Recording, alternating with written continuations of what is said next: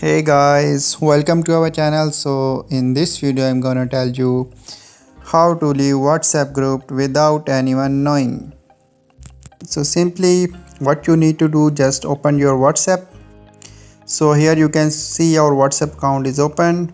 So what you need to do, just here you can see we have this group. So simply you first of all you need to update your WhatsApp version. So after when you updated your WhatsApp version, you need to select your WhatsApp group. So after selecting the WhatsApp group, you can see on the top here archive option. So when you click on this box archive option, simply like we are clicking on this, so here you can see it is undo. So in this way you can leave WhatsApp group without anyone knowing.